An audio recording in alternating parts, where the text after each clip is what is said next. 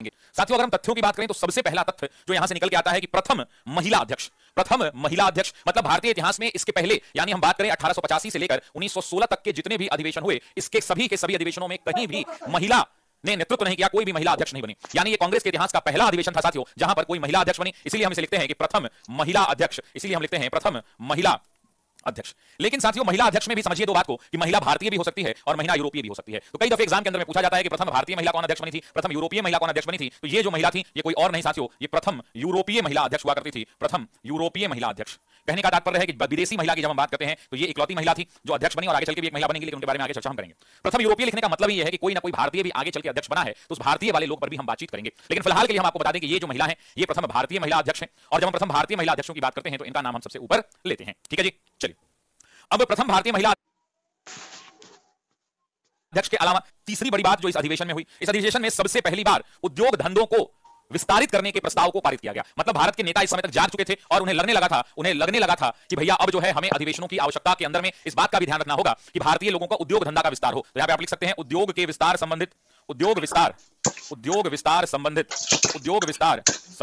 प्रस्ताव को, उद्योग विस्तार संबंधित प्रस्ताव को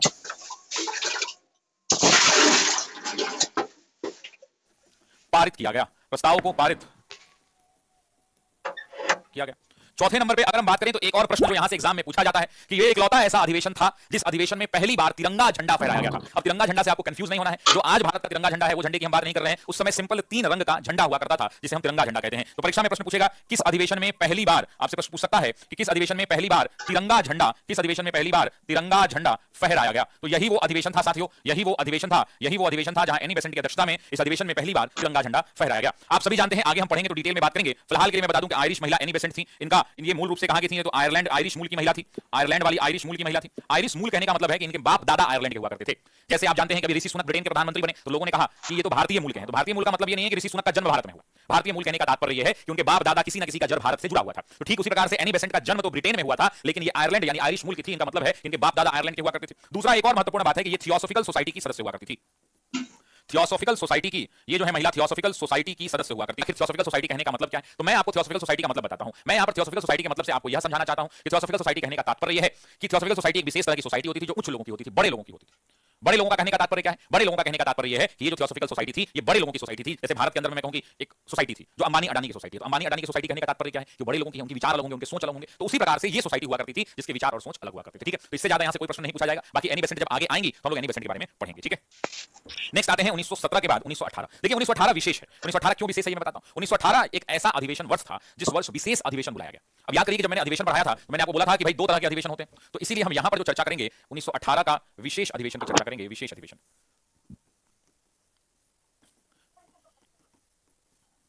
एक बात और समझिए भाई, विशेष अधिवेशन क्यों बुलाया जाता है, किसी विशेष परिस्थिति में, इमरजेंसी कंडीशन में बुलाया जाता है। आप जानते हैं कि 1918 में या किसी भी वर्ष में हर वर्ष दिसंबर के महीने में अधिवेशन तो होता ही था। तो वैसी परिस्थिति में ये अधिवेशन जब बुलाया गया होगा तो दिसंबर से पहले बुलाया होगा, कुछ अर्जेंट बात होगी इसलिए बुलाया गया होगा। तो मैं आपको बताता हूं मामला क्या था, आगे से हम विस्तृत तौर पे पढ़ेंगे। लेकिन सबसे पहले ये समझिए कि विशेष अधिवेशन का स्थान कहां था। तो विशेष अधिवेशन का साथियों स्थान बॉम्बे हुआ करता था।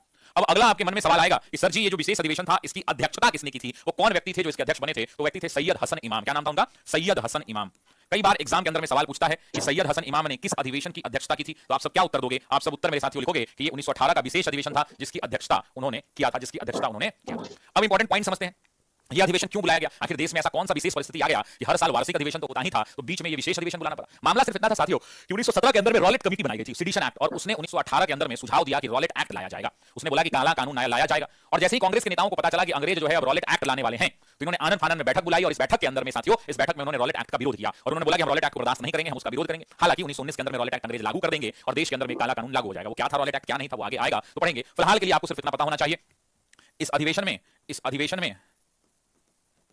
में रॉलेट एक्ट के विरोध, रॉलेट एक्ट के विरोध का प्रस्ताव पारित हुआ। मतलब उन्होंने कहा कि भाई रॉलेट एक्ट का हम विरोध करेंगे, रॉलेट एक्ट देश के अंदर में लागू होने वाला है, उस पर विचार विमर्श करके उन्होंने विरोध करने का फैसला किया। दूसरा साथियों, मौलिक अधिकार पर चर्चा हुई। हालांकि मौलिक अधिकार पर कोई प्रस्ताव पारित नहीं हुआ, लेकिन यहां पर डिस्कशन हुआ कि लोगों के पास, भारत के लोगों के पास मौलिक अधिकार यानी फंडामेंटल राइट, मौलिक अधिकार पर विचार विमर्श।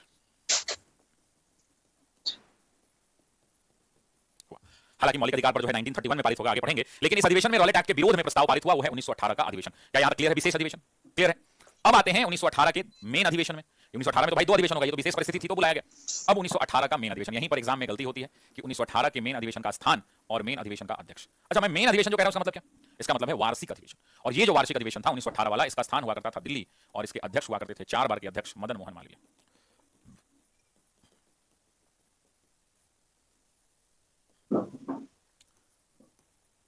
तथ्यों की बात करें, तथ्यों में सबसे पहले, इसमें कोई बहुत तथ्य नहीं है, यहां पे जो इंपॉर्टेंट है वो स्थान है और अध्यक्ष है। पूछा जाता है कि 1918 के वार्षिक अधिवेशन की अध्यक्षता किसने की थी, तो क्या कहेंगे? मदन मोहन मालवीय। पूछा जाएगा 1918 के विशेष अधिवेशन की अध्यक्षता किसने की थी, तो क्या कहेंगे? सैयद हसन इमाम।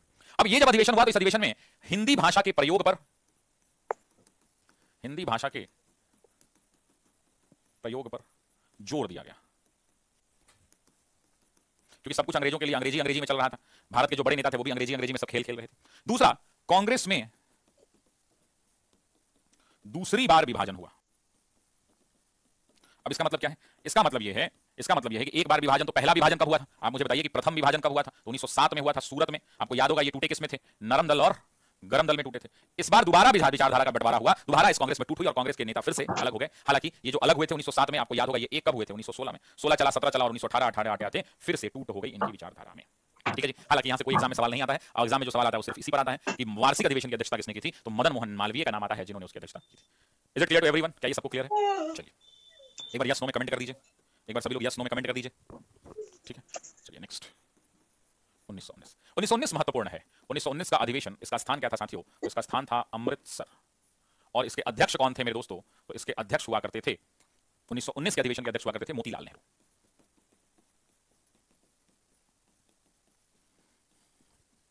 अब आप जरा समझिए, ये जो मोतीलाल नेहरू अध्यक्ष हैं, अब इनके तथ्यों को समझते हैं जरा। सबसे पहले आपको याद है कि 1919 में 2 बड़े एक्शन हुए। पहला तो रॉलेट एक्ट पारित हुआ, दूसरा आपको याद होगा कि जलियांवाला बाग नरसंहार होगा। मैं आगे आपको पढ़ाऊंगा जलियांवाला बाग, तो बताऊंगा कि क्या था।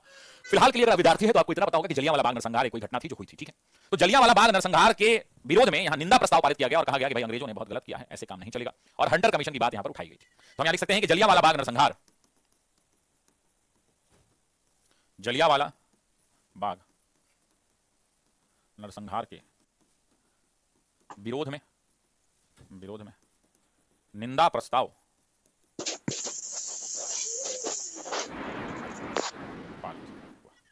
पहला। दूसरा, रॉलेट एक्ट की कड़ी आलोचना की गई। भाई इन लोगों ने रॉलेट एक्ट का दमकर विरोध प्रदर्शन किया। तीसरा, इसी समय देश के अंदर में मुसलमानों के 2 बड़े नेताओं के द्वारा भारत में खिलाफत आंदोलन की शुरुआत हुई थी। तो खिलाफत आंदोलन के समर्थन में एकदम ठीक हो रहा है, यहां पर प्रस्ताव पारित किया गया।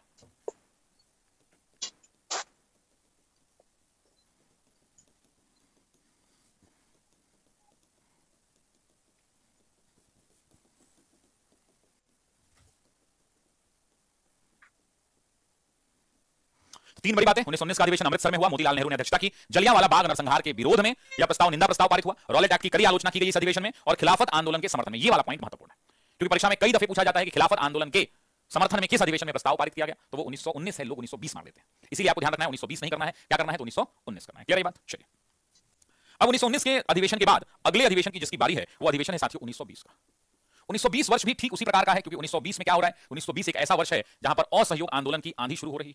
असहयोग की आंधी शुरू हो रही है, असहयोग आंदोलन शुरू हो रहा है। और वैसी परिस्थिति के अंदर में बिहार में सबसे पहले इसकी घोषणा हो जा रही है। और यही कारण था कि जब बिहार में पहली बार घोषणा हो गई, आनंद फानन में राष्ट्रीय स्तर पर विशेष अधिवेशन बुलाया गया। ऐसा नहीं कि बिहार के नेता सब अपना नाम कमा ले और राष्ट्रीय नेता जो है पीछे रह जाए, इसलिए विशेष अधिवेशन बुलाया गया और एक वार्षिक अधिवेशन भी बुलाया गया। तो हम इन दोनों अधिवेशनों की चर्चा करेंगे, क्योंकि 1920 वो ऐतिहासिक वर्ष रहा जिस वर्ष विशेष अधिवेशन भी हुआ और वार्षिक अधिवेशन भी हुआ। विशेष अधिवेशन जो है साथियों ये कलकत्ता में हुआ। ये विशेष अधिवेशन कहां होगा? तो कलकत्ता में होगा। और इस वार्षिक अधिवेशन की बात करेंगे तो ये कहां होगा? तो ये नागपुर में होगा। इन दोनों अधिवेशन की बारी बारी से बात करेंगे। क्यों विशेष अधिवेशन बुलाया गया ये भी मैं आपको समझाऊंगा। तो चलिए पहले देखते हैं 1920 का विशेष अधिवेशन। पहले देखते हैं 1920 का विशेष, नीचे ही लिख देता हूं।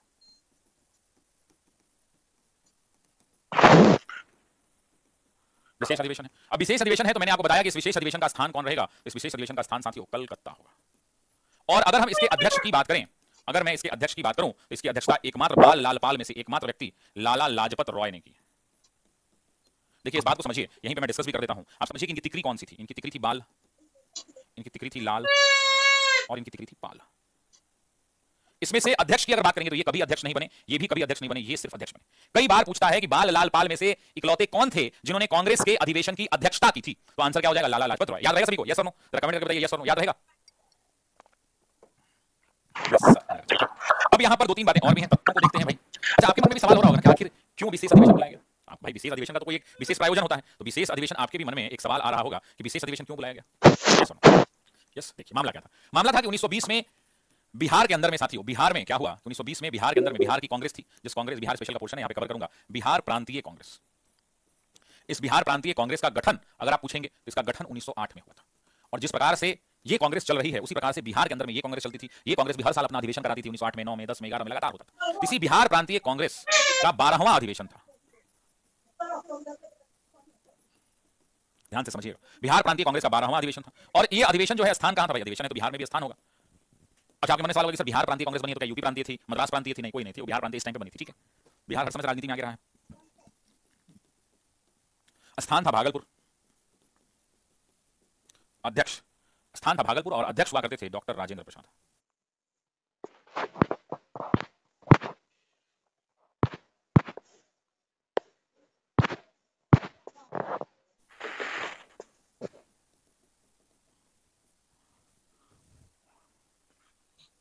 डॉक्टर राजेंद्र प्रसाद। अब ये जो स्थान भागलपुर था और अध्यक्ष डॉक्टर राजेंद्र प्रसाद थे, इन्होंने बैठक बुलाई। कब बुलाई भाई? तो 1920 में सितंबर महीने में। इनकी 12वां अधिवेशन जो है ये कब हुआ? तो ये हुआ सितंबर महीने में। और इस बैठक में क्या हुआ साथियों? इस बैठक में असहयोग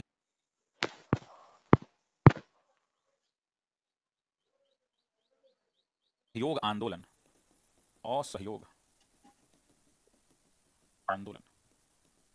शुरू करने का प्रस्ताव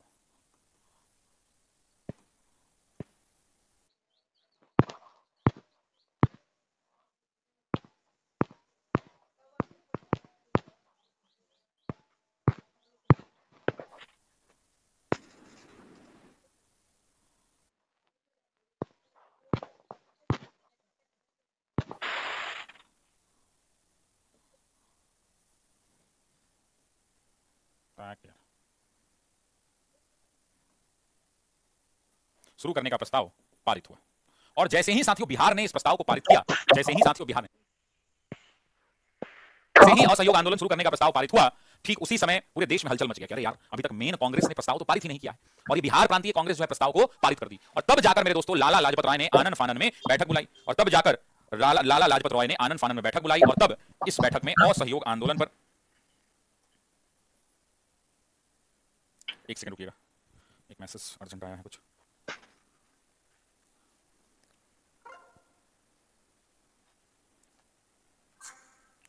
तब जाकर इस बैठक के अंदर में असहयोग आंदोलन को, देखिए ये जो रेड वाला ये पूरा खेल मैंने लिखा ना, ये सिर्फ बिहार का था, बिहार स्पेशल। ठीक है, अब मैं जो ये वाला लिख रहा हूं, ये इसके तथ्य लिख रहा हूं कि असहयोग आंदोलन शुरू करने के प्रस्ताव को अस्थायी रूप से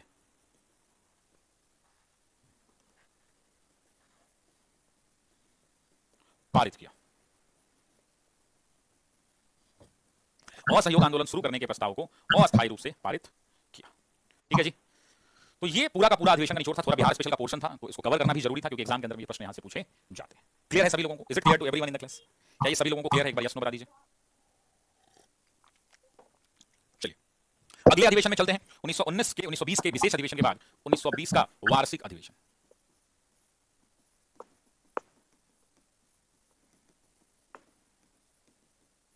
अगर बात करें तो इसका स्थान क्या है भाई? तो अभी मैंने बताया कि 1920 के अंदर में अधिवेशन नागपुर में हुआ, और इसके अध्यक्ष कौन थे भाई? अध्यक्ष थे वीर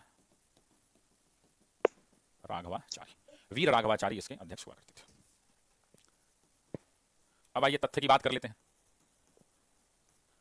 सबसे पहले तथ्यों में देखते हैं कि पहला तथ्य क्या था। तो सबसे पहला तथ्य तो दोस्तों यही था कि असहयोग आंदोलन के सभी कार्यक्रम के प्रस्ताव को इस अधिवेशन में पारित कर दिया गया, मतलब पूर्णतः पारित कर दिया गया कि असहयोग पूरे भारत में चलाया जाए। ठीक है, असहयोग आंदोलन पूरे भारत में चलाया जाए। सर ये पूरा याद करना होगा देखो मेरे भाई, ये पूरा याद तो नहीं करना होगा और एक तरह से करना भी होगा, क्योंकि मैं जो चीजें बोर्ड पे लिखता हूं इससे बाहर पेपर में आने की संभावना बड़ी कम होती है। ठीक है, तो याद तो नहीं करना पड़ेगा, लेकिन प्रैक्टिस जैसे जैसे आप करेंगे, घटना चक्र वगैरह खोल के प्रैक्टिस किया कीजिए, प्रीवियस ईयर क्वेश्चंस लगाइए, यूपीएससी के लगाइए, यूपीपीसीएस के लगाइए, बीपीएससी के लगाइए, शिक्षक भर्ती के लगाइए, एसएससी के लगाइए, मतलब जितने भी क्वेश्चन कांग्रेस और कांग्रेस के अधिवेशन से मिलेंगे आप सब लगाइए। हमको लगता है घटना चक्र में केवल इस जो चलेगा टॉपिक 2 दिन और, आज कल और परसों, मतलब अगला 3 क्लास मान के चलिए। तो आप जब जाएंगे तो इस टॉपिक में लगभग 300 से ऊपर क्वेश्चन होगा घटना चक्र में केवल। तो घटना चक्र में 300 से ऊपर क्वेश्चन होगा, उसको अगर एक दो बार लगा लीजिएगा तो फिर दिक्कत नहीं होगी, है ना।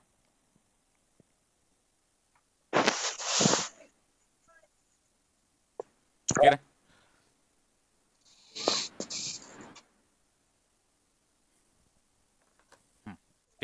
अब सबसे पहला तथ्य है कि असहयोग आंदोलन के सभी कार्यक्रम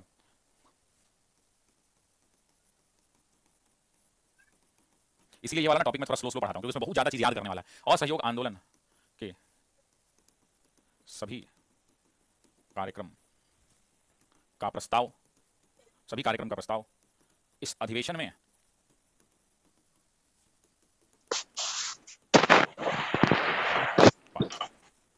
दूसरा क्या हुआ भाई? दूसरा एक और इंटरेस्टिंग फैक्ट है कि इस आंदोलन इस अधिवेशन के अंदर में एक बात उठी जो बाल गंगाधर तिलक के जाने के बाद लाला लाजपत राय ने उठाई, और वो बात थी भाषा के आधार पर राज्यों का बंटवारा।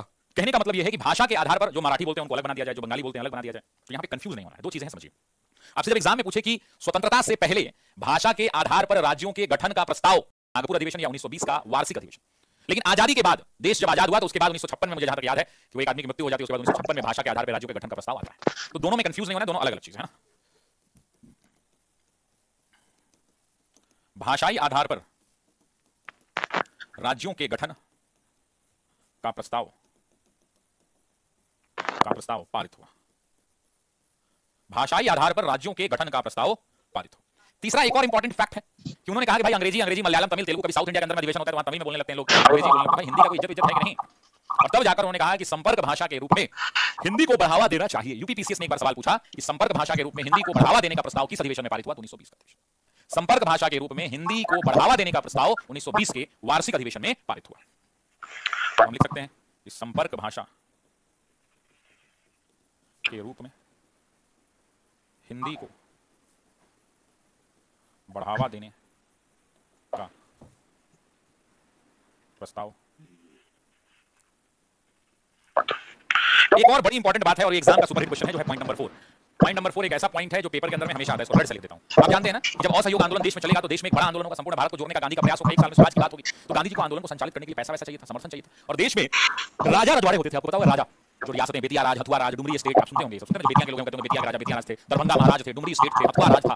तो ये हथुआ राज, बेतिया राज, ये जो हथुआ राज है, बेतिया राज है, दरभंगा महाराज है, दरभंगा राज है, डुमरी स्टेट है, ये सब जो स्टेट होते थे, ये राजे रजवाड़े रियासत होती थी, खूब धनिक लोग होते थे। तो यहां पर उनकी जरूरत महसूस हुई क्योंकि भाई आंदोलन चलाना है, खूब मोटा पैसा चाहिए, समर्थन चाहिए। तो उसके लिए राजा रजवाड़ों ने कहा कि हम आपकी मदद करेंगे, लेकिन आप गांधी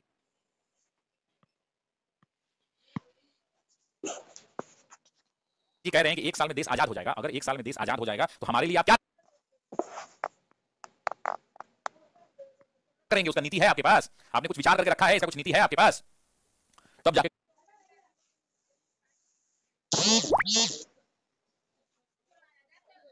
कांग्रेस को लगा कि यार हमने तो रियासतों के लिए कुछ नीति नहीं बनाई है। तब जाकर ये पहला अधिवेशन था जहां पर देशी रियासतों के लिए अंग्रेजों देश काफी महत्वपूर्ण है। और इकलौता टीचर था मैं जो पिछली बार मैंने पढ़ाया था बैच में, और यहां से क्वेश्चन एग्जाम में पूछ दिया था। तो हो सकता है एग्जामिनर मेरा क्लास देखते हो या फिर जानते हो कि पढ़ाया गया है, ऐसा कुछ नहीं है, मैं मजाक कर रहा हूं। लेकिन कई ऐसे प्रश्न मैंने देखे हैं जो मैं क्लासेस में करता हूं, लोग बहुत जगह नहीं मिल पाता है, और वैसे प्रश्न एग्जाम में आते हैं। तो मतलब मेरी सोच और एग्जामिनर की सोच मुझे लगती है कि मिलती है, ऐसा मुझे फील होता है। खैर, अंकिता कह रही है ऑडियो कट क्या आ रहा है? ऑडियो तो प्रॉपर है। ऑडियो कट क्या आ रहा है? क्या सभी लोगों को ऑडियो में प्रॉब्लम है? क्या कोई ऑडियो में कोई प्रॉब्लम है? बताइए। अगर कोई आवाज में दिक्कत आ रही है तो बताइए। बाकी लोग एक बार आप एग्जिट करके इन कर लीजिए फिर से भाई। कोई प्रॉब्लम है तो बताएं।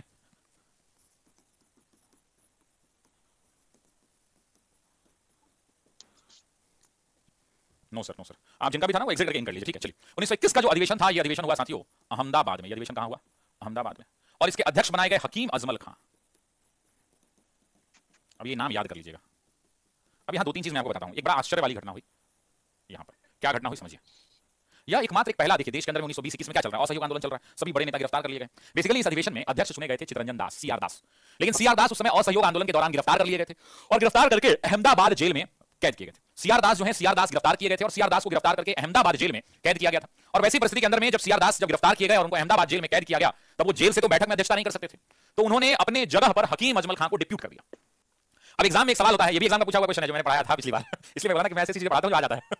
कुछ कनेक्शन है अपना, लगता है मजाक कर रहा हूं, ऐसा कुछ नहीं है। सुनिए, मैं ये कई वर्षों से पढ़ा रहा हूं और जितने दिनों से पढ़ा रहा हूं ये पढ़ाता हूं, मैं सब बैच पढ़ाता हूं। सुनिए, तो मामला ये था कि आपसे एग्जाम में सवाल पूछ सकता है कि वो इकलौते अध्यक्ष, पूरे इतिहास के अंदर में इकलौते अध्यक्ष जो जेल में रहते हुए कांग्रेस के अध्यक्ष पद पर चुने गए, उनका क्या नाम है? तो वो नाम था चितरंजन दास, जिनका नाम शॉर्ट में आप सीआर दास कहते हैं।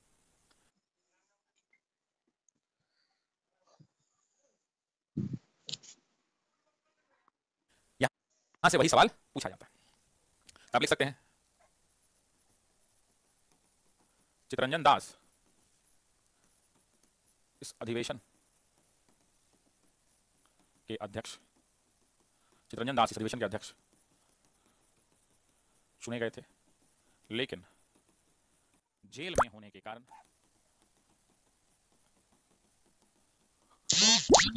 कारण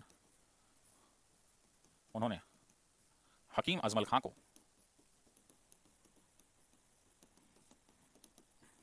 अपने स्थान पर नामित किया था। अब एक और बात है, ये व्यक्ति जेल में जब था चितरंजन दास, तो उसने अपना अध्यक्ष का तो भाषण होता है, अध्यक्षीय भाषण जिसको कहते हैं, तो उन्होंने अपना जेल के अंदर से ही भाषण लिख के कागज पर भेजा और उनके भाषण को सरोजनी नायडू ने पढ़ा। तो एग्जामिनर फिर यहां से सवाल बनाता है कि चितरंजन दास या सीआर दास के अध्यक्षीय भाषण को 1921 के अधिवेशन में किसने पढ़ा? ये पूछा हुआ पीसीएस में, यूपीपीसीएस का पूछा हुआ सवाल। तो वहां आंसर क्या हो जाएगा? वहां आंसर हो जाएगा सरोजनी नायडू। ठीक है, जान लिख सकते हैं, सरोजनी नायडू ने चितरंजन दास का अध्यक्षीय भाषण पढ़ा। सरोजनी नायडू ने चितरंजन दास का अध्यक्षीय भाषण पढ़ा। आपसे एग्जाम में पूछता है तो दो तीन चीजें आपको ध्यान रखनी है। सबसे पहले पूछेगा जेल में रहते हुए कौन अध्यक्ष? तो चितरंजन दास। जेल में रहे तो आपसे ये वाला नाम पूछेगा, और एक्चुअली ये नाम आपको इसलिए याद रखना पड़ेगा ना कि कहीं कहीं ऑप्शन दे देगा कि कौन अध्यक्ष नहीं थे, वहां दे देगा हेनरी कॉटन, हकीम अजमल खां, सर सैयद हसन इमाम, और ऐसे करके दे देगा बाल गंगाधर तिलक। तो आपको पता होना चाहिए कि इस नाम का व्यक्ति भी कभी अध्यक्ष बना है, ताकि आप ऐसे प्रश्न में गलती नहीं कर पाए। ठीक है, चलिए नेक्स्ट क्वेश्चन लेते हैं। 1921 का अधिवेशन जब खत्म हो गया तो अगला आएगा 1922, काफी महत्वपूर्ण है। स्थान अपना बिहार। गया जिला के कौन कौन लोग हैं क्लास में जरा कमेंट करिए। तो गया अध्यक्ष, इस बार जेल से सीआर दास निकल चुके हैं और वही सीआर दास फिर से अध्यक्ष बनेंगे, चितरंजन दास। पिछले साल भी तो यही बने थे, लेकिन जेल में थे। अब जेल में रहने के कारण जो है मामला दूसरा था, जेल से निकल चुके हैं, अपना बिहार। गया जिला के कौन कौन लोग हैं क्लास में जरा कमेंट करिए। गया अध्यक्ष, इस बार जेल से सीआर दास निकल चुके हैं और वही सीआर दास फिर से अध्यक्ष बनेंगे, चितरंजन दास। पिछले साल भी तो यही बने थे, लेकिन जेल में थे। अब जेल में रहने के कारण जो है मामला दूसरा था, अब जेल से निकल चुके हैं। तो तथ्यों की बात कर लें। तथ्य में सबसे पहला कि यह अधिवेशन कहां आयोजित हुआ? बिहार में आयोजित हुआ। और जब बिहार में आयोजित हुआ ना, तो इस अधिवेशन कब होगा? ये अधिवेशन कब होगा? आप दिमाग लगाइए, थोड़ा सा कॉमन सेंस लगाइए। ये अधिवेशन 1922 वाला कब होगा? दिसंबर महीने के अंदर में होगा, दिसंबर 1922 में। और दिसंबर 1922 से पहले एक घटना घटती है 4 फरवरी को, आपको पता ही है, मैं आगे पढ़ाऊंगा आपको डिटेल। 4 फरवरी को चौरी चौरा होता है और गांधी क्या करते हैं? 12 फरवरी 1922 को असहयोग आंदोलन बंद कर देते हैं। अब जैसे ही गांधी असहयोग आंदोलन को बंद करते हैं, देश में सभी नेता नाराज हो जाते हैं और बोलते हैं कि हम थक चुके हैं अंग्रेजों से लड़ते लड़ते। हमने हाथ जोड़ लिया उदारवादियों ने, हमने उग्र राष्ट्रवादियों ने अनुनय विनय का अनुसरण नहीं किया, हमने बातचीत का रास्ता अपनाया, लेकिन फिर भी हम अंग्रेज को पराजित नहीं कर पा रहे हैं। अब ऐसे काम नहीं चलेगा, अब हम लोग को भी ना चुनाव लड़ना पड़ेगा। और 1919 के अंदर में चुनाव लड़ने का भारत में अधिनियम आ चुका था। तो इन लोगों को कहा गया कि हमको लगता है, नेता कांग्रेस के बड़े नेताओं मतलब चितरंजन दास, मोतीलाल नेहरू, ये लोग कहने लगे कि हम लोग को चुनाव लड़ना चाहिए और चुनाव लड़के जीत के संसद में जाना चाहिए, जो वहाँ की जो लेजिस्लेटिव काउंसिल है, उस लेजिस्लेटिव काउंसिल में जाना चाहिए और वहाँ अंग्रेजों के कामकाज में बाधा पहुंचाना चाहिए। अगर अंग्रेज हमारी बात को नहीं मानते हैं, मान लीजिए हम कह रहे हैं कि भारत के लोगों के लिए स्कूल खोलो और अंग्रेज अगर स्कूल नहीं खोल रहे हैं तो उनका काम नहीं होने देंगे। भाई मान लीजिए आम आदमी पार्टी समझ रहे हैं, अरविंद केजरीवाल ने क्या कहा? अरविंद केजरीवाल ने कहा था कि लोकपाल बिल लाना है। अगर ये लोकपाल बिल के लिए आंदोलन किया, सड़क पर उतरा, लेकिन फिर उसका बात किसी ने नहीं सुना। उसके बाद क्या बोला? वो कि हम चुनाव लड़ेंगे, चुनाव लड़के जीतेंगे, जीत के जाएंगे और वहां जाकर लोकपाल बिल को पारित कर देंगे। और अगर हम जीत के पूर्ण बहुमत में नहीं आ पाए तो हम बीजेपी को काम करने नहीं देंगे जब तक वो लोकपाल बिल पारित नहीं कर दिया। कांग्रेस उस समय कांग्रेस की सरकार थी, तो कांग्रेस को हम काम नहीं करने देंगे अगर हमारा काम, अगर वो नहीं बात मानेगी। तो ठीक इस प्रकार से ही यहाँ पर हुआ। यहाँ पर भी नेताओं ने कहा कि ऐसे काम नहीं चलेगा, हमें चुनाव में हिस्सा लेना चाहिए और चुनाव में हिस्सा लेकर अंग्रेजों के काम में बाधा रोकनी चाहिए। और अगर हम बाधा पहुंचाते हैं अंग्रेजों के काम में, तो ऐसी परिस्थिति के अंदर अंग्रेज हमारी बात को मान लेंगे। ठीक है, अब इसी बात पर कांग्रेस में टूट हो गया। ठीक है, क्योंकि जब चितरंजन दास ने कहा कि हमें चुनाव में हिस्सा लेना है का प्रस्ताव जब पेश किया ना, तो उस प्रस्ताव को लोगों ने पास ही नहीं किया, रिजेक्ट कर दिया। ठीक है, तो थोड़ा ध्यान से समझिएगा, पहले लिखवा देता हूं तो अच्छे से समझ में आ जाएगा। चुनाव में भाग लेने के चितरंजन दास के प्रस्ताव को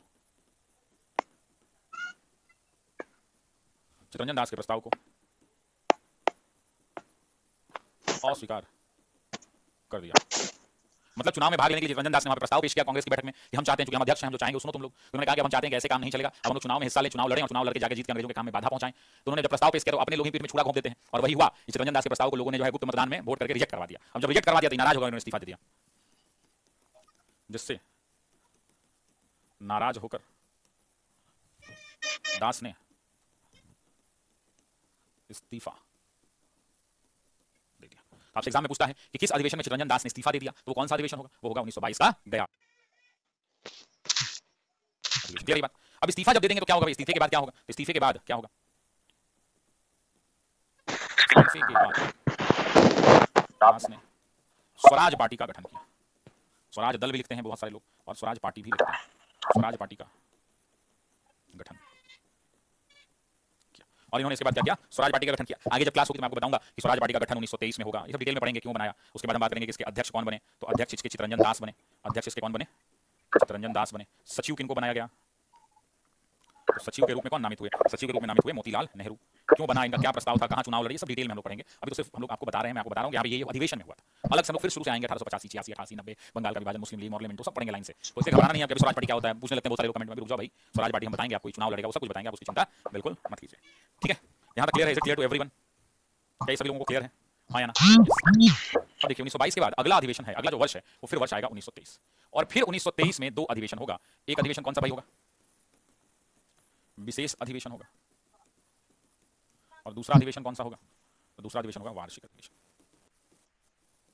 अब सबसे पहली बात है कि विशेष और आर्थिक दोनों अधिवेशन होंगे। विशेष अधिवेशन जो 1930-23 का होगा, ये विशेष अधिवेशन होगा दिल्ली में, दिलवालों की शहर दिल्ली, और वार्षिक अधिवेशन जो होगा ये होगा काकीनाडा में, बंगाल में।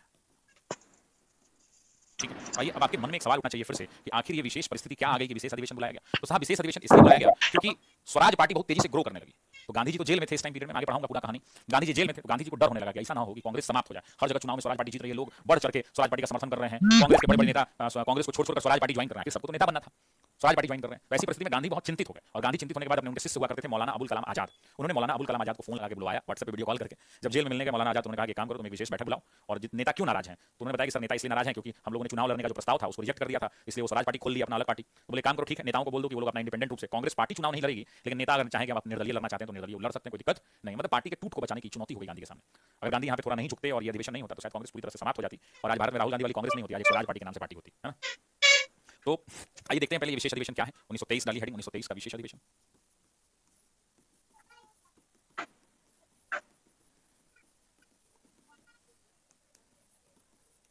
स्थान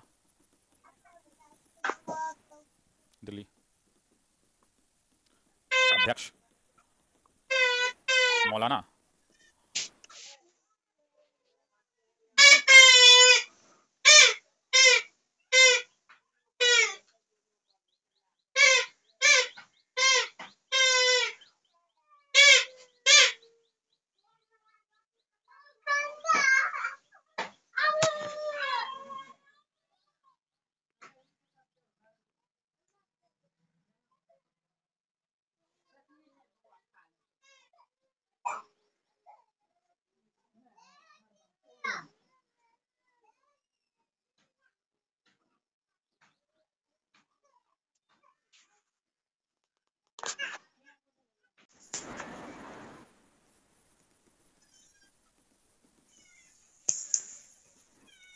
स्थान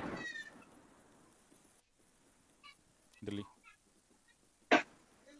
अध्यक्ष मौलाना अबुल कलाम आजाद। ये जो मौलाना अबुल कलाम आजाद थे, इसी मौलाना अबुल कलाम आजाद, ठीक है। अब मौलाना अबुल कलाम आजाद की जब हम बात करते हैं तो हम तथ्यों की बात करते हैं। पहला तथ्य यहां से जो एग्जाम का फेवरेट क्वेश्चन है, ये जो व्यक्ति अध्यक्ष बना ना, ये व्यक्ति सबसे जवान व्यक्ति था, सबसे युवा व्यक्ति। एग्जाम में पूछता है कि कांग्रेस का सबसे युवा अध्यक्ष कौन? तो मौलाना अबुल कलाम आजाद। कांग्रेस का सबसे कम उम्र का अध्यक्ष कौन? तो मौलाना अबुल कलाम आजाद। तो हम लिख सकते हैं कि सबसे युवा अध्यक्ष, ये लिख सकते हैं सबसे कम आयु का अध्यक्ष। तो उत्तर प्रदेश में जानते हैं क्या पूछ दिया कि कितने वर्ष, यूपी कुछ ज्यादा ही आगे रहता है, यूपी पूछ दिया कितने वर्ष की आयु में ये अध्यक्ष बनेगी। भाई इतना कम उम्र में क्या 10 साल में बन गए थे क्या? नहीं, तो 35 वर्ष की उम्र बहुत युवा मानी जाती है। अब देखते हैं राहुल गांधी 50 साल के हो गए होंगे लगभग, लेकिन युवा नेता तो राजनीति में युवाओं की परिभाषा 50-55 साल तक, राजनीति में बूढ़ा जो है ना वो होता है 70, 80, 90 साल के बाद। ठीक है, अब दूसरा के बाद तीसरा क्या हुआ? तीसरा जब मौलाना अबुल कलाम आजाद को गांधी जी ने भेजा कि भाई स्वराज पार्टी को समझाओ बुझाओ, तब जाकर स्वराज पार्टी के जो नेता थे, उन लोगों को समझाया गया, और स्वराज पार्टी को नेताओं को बोला गया कि भाई आप लोग जो है अकेले चुनाव लड़ सकते हैं। तो आप लिख सकते हैं कि कांग्रेस के नेताओं को आगे के चुनाव लड़ने की इजाजत दी गई, और जब ये इजाजत दी गई तब जाकर फिर आगे चलकर कांग्रेस के नेता समझेंगे, और फिर गांधी जेल से जब बाहर निकलेंगे तो स्वराज पार्टी का विलय कर लिया जाएगा। 1923 के इस विशेष अधिवेशन के बाद 1923 का वार्षिक अधिवेशन भी कई मायनों में महत्वपूर्ण है। तो आइए अगले टॉपिक में हम लोग 1923 के वार्षिक अधिवेशन की चर्चा करेंगे।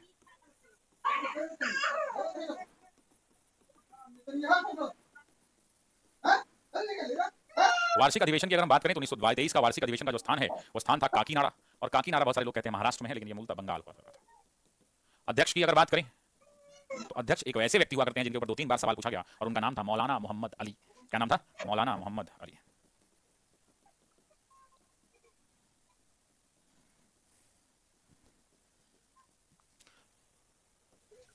और ये जो मौलाना मोहम्मद अली बने तो यहां तथ्यों में सिर्फ एक तथ्य महत्वपूर्ण है, ओनली वन, और वो इंपॉर्टेंट ये है कि स्वराज पार्टी के विलय का प्रस्ताव इस अधिवेशन में तैयार किया गया, और जैसे ही गांधी निकलेंगे तो गांधी और दास के बीच में समझौता होगा, जिसे गांधी दास पैक्ट कहा जाता है, और स्वराज पार्टी का पूर्णतः विलय संपन्न हो जाएगा। तो सबसे पहले हम लिखेंगे स्वराज पार्टी के विलय का प्रस्ताव पेश हुआ। अगर ये विलय नहीं होता ना तो आज देश में कांग्रेस नहीं होती, आज देश में एक पार्टी होती जिसका नाम होता है स्वराज पार्टी। स्वराज पार्टी के विलय का वो तो कुछ भी सकता था, प्रस्ताव पेश। अच्छा, एक सवाल पूछता है एग्जाम में, आपने सुना होगा, इस व्यक्ति से संबंधित, मौलाना मोहम्मद अली से संबंधित। ये वही व्यक्ति है जिन्होंने कॉमरेड नाम के समाचार पत्र का संपादन किया था। एग्जाम में कई बार पूछता है कि कॉमरेड समाचार पत्र किसका था। तो कॉमरेड समाचार पत्र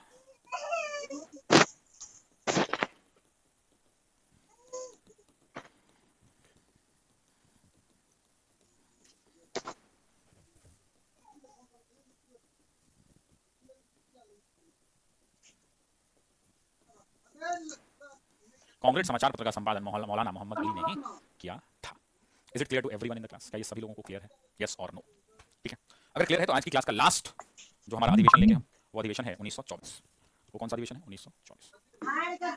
साथियों, 1924 का जो अधिवेशन है, उस अधिवेशन का स्थान हुआ करता था बेलगाम। कई बार पूछता है कि बेलगाम है कहां पर, तो ये है कर्नाटक में। अगर इसके अध्यक्ष की बात करें तो एकमात्र अधिवेशन हमारे देश के महात्मा गांधी इस अधिवेशन के अध्यक्ष हुआ करते थे। या यूं कह लें कि महात्मा गांधी जो है एकमात्र अधिवेशन जिसकी अध्यक्षता गांधी ने की थी। तो पहला ही पॉइंट वही लिखेंगे। अगर तथ्यों की बात करें, यहां से एक क्वेश्चन आएगा, आपसे पूछ सकता है परीक्षा में कि एकमात्र अधिवेशन जिसकी अध्यक्षता गांधी ने किया था।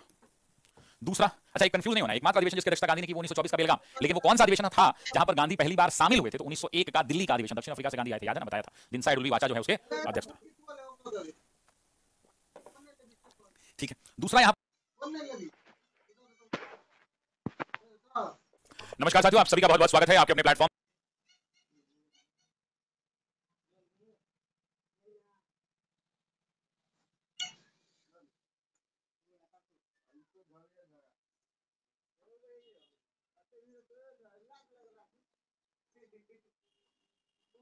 कांग्रेस एवं मुस्लिम लीग में टूट हो गई, गांधी दास समझौता को स्वीकृति मिले।